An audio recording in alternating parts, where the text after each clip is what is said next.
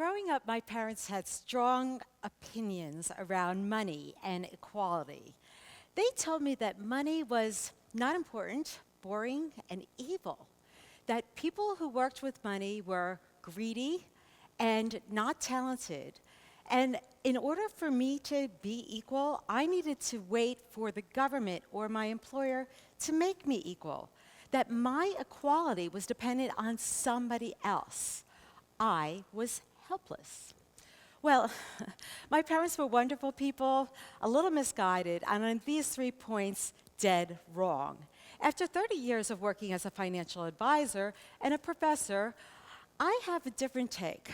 I'm going to tell you that money is very important, and that if you choose to become financially engaged by committing to learn how money works, that you can choose to be equal. You are not helpless. So my story on how I became financially engaged and I overcame helplessness is just one of many, but it's a story worth telling. Picture this. I am 17, and my father has just landed a job 500 miles away. My whole family has moved, leaving me behind. They decided that maybe it would be best for me to stay in New Jersey where I could qualify for in-state tuition. My parents wanted me to go to college, but they didn't have money to pay for it. All my childhood, my family struggled with money. Is there any wonder with a mindset that says that money is evil? So my parents had made a lot of bad decisions, including leaving me by myself to figure things out. But I found a job working as a waitress at a local restaurant. But after I paid for my tuition, there wasn't a lot of money left over. I told my roommates that I was going to have to move out. I didn't tell them that I couldn't afford to pay the rent. I was embarrassed. I just leave. I pack my car and I put all my clothes in the back of my car, and I make a list of all the people I'm going to visit in New Jersey and New York who hopefully will invite me to spend the night staying on their couch. I am very grateful when they invite me for dinner, and if they don't, I don't eat. I continue on all through my college years like that until I graduate, and I get married. Yes, I was way too young to get married, but I thought it was a good idea because, well, I liked him a lot, and although I really don't like admitting this to you, I don't even like admitting it to myself, marriage provided an opportunity for financial security. There, I said it. I was dependent and I was helpless. It seems today a lot of women still feel helpless. To feel helpless, you feel incapable, ineffective, like your voice doesn't matter. But I ask, raise your hand if you've never felt ineffective at something in your life. Most of us can't say that, right? I mean, the truth is that as a woman, there are times where I feel like I'm encouraged to be helpless. Those stereotype messages that still linger in my head tell me, let him drive. Let him take over the finances. Let them make the decision for you. I've been sitting in the passenger seat of my own life, helpless. Well, finally, over time, I've learned that the only way that I could stop feeling helpless was if I took ownership. I needed to become crystal clear in my own head of my wants and needs so that nobody else could make choices for me. Once I understood that, my life changed forever. My story can change other people's lives too. Maybe it's just one single woman who will listen to me. Hopefully more than my children do. I plan to convince her that she should become financially engaged. Okay, I see some of you looking at me with those doubtful eyes. Money's not important, boring, evil, who cares? Really? You too? Well, she should care. We all should care, because if she becomes financially engaged, she will be far from helpless. She will be able to protect herself from financial distress or even disaster. And also, she will be able to live her life on her own terms, consistent with her own dreams. And also, she will be able to make smart decisions for her family, her community, her workplace.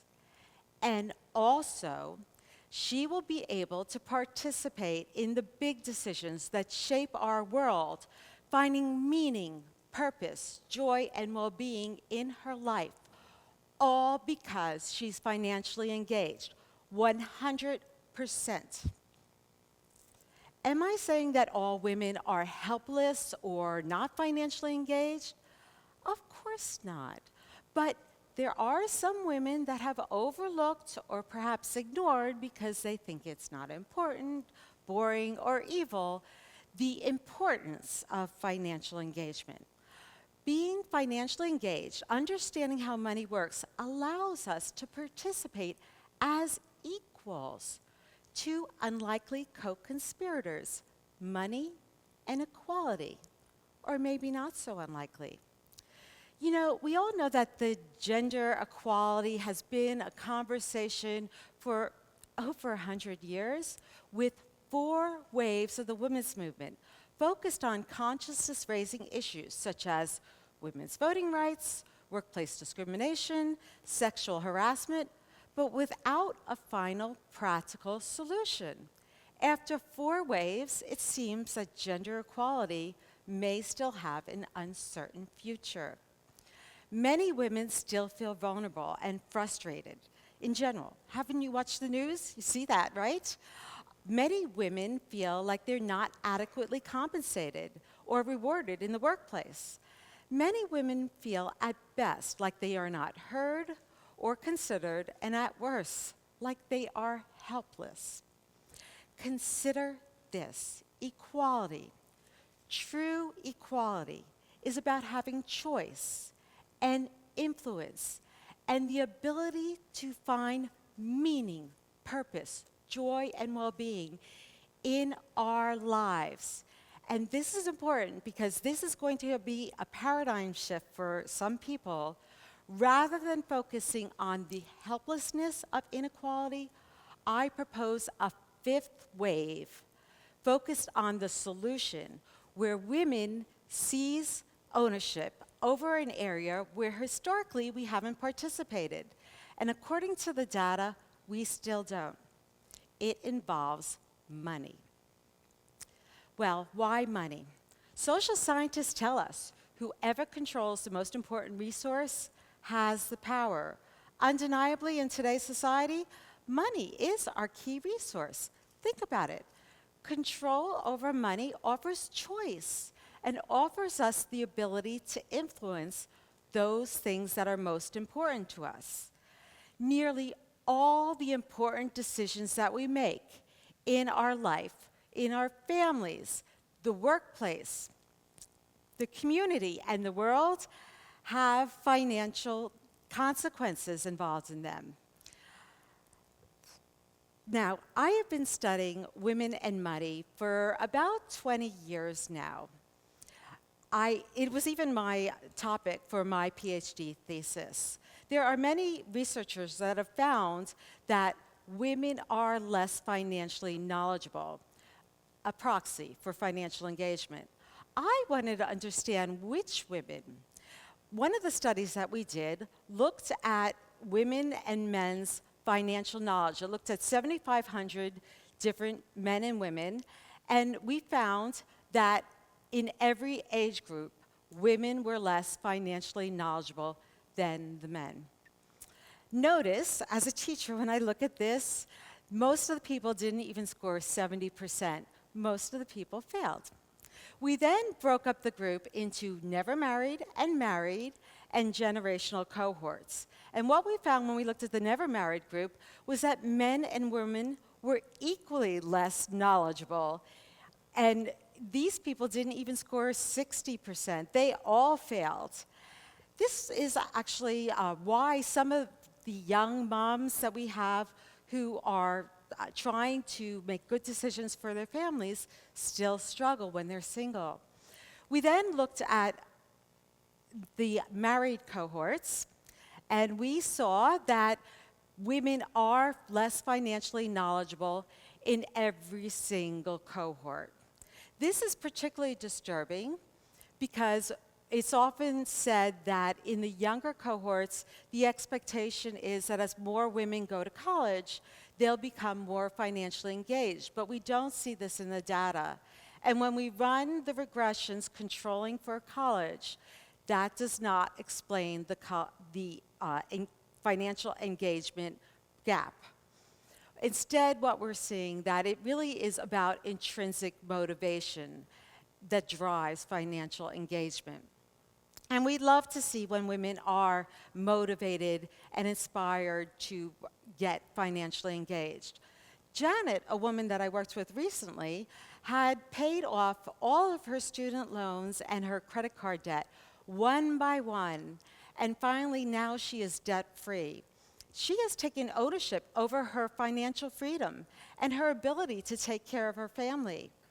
Pat, a woman that I worked with years ago, had convinced her husband that they should take out a survivorship payout option on their annuity. Now, years later, unfortunately, her husband has passed away, but she has adequate income because of her preparation. She took ownership over her retirement and her future.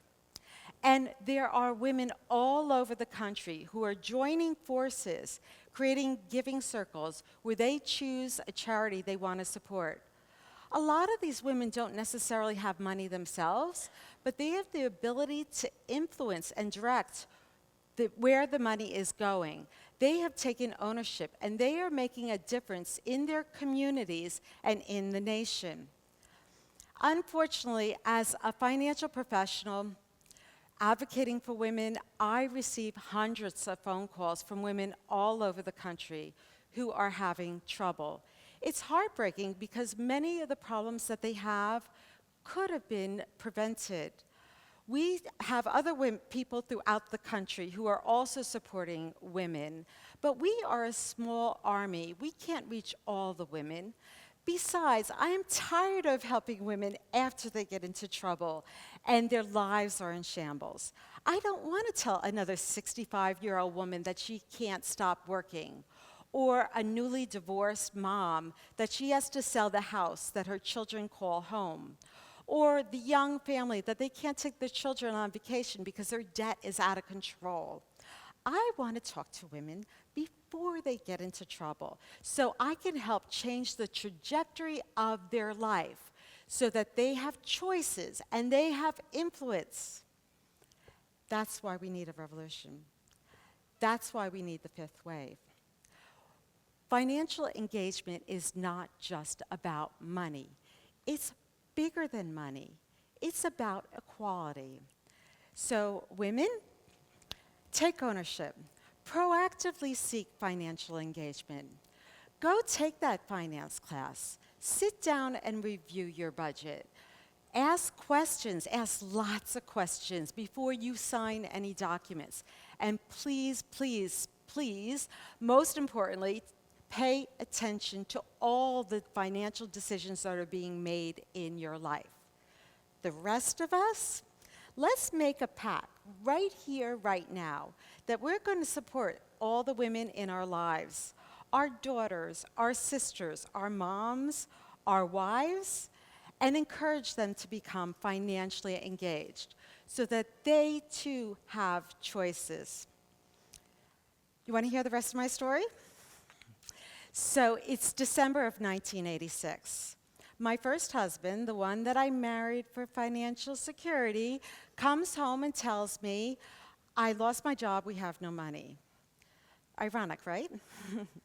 Well, it's not like I've never been out of money before. I've experienced this all through college. But this time, as my husband is telling me we have no money, this time is different. This time I have somebody dependent on me. I have a child. There is no way I'm going to allow my child to endure the same hardships that I went through. My maternal instinct goes into superdrive. It's on this day that I decide to go enroll in a finance class at my local university, actually my alma mater, 10 miles down the road. It's on this day that I decide that I'm going to take ownership over all the financial decisions in my life. It's on this pivotal day that I am no longer helpless. And I am humble and grateful to tell you that after 30 years, I own my choices, I have influence, and I am equal. The women's movement has been said to have occurred in 4 waves. Let's make the 5th wave the last wave. Let's make the 5th wave about promoting financial engagement for everybody. Imagine a world where women work with men side by side, coming up with the answers to all the problems that we have in the world as equals, with financial knowledge, with new ideas, with new ways of thinking. That's equality. That's the 5th wave. Thank you.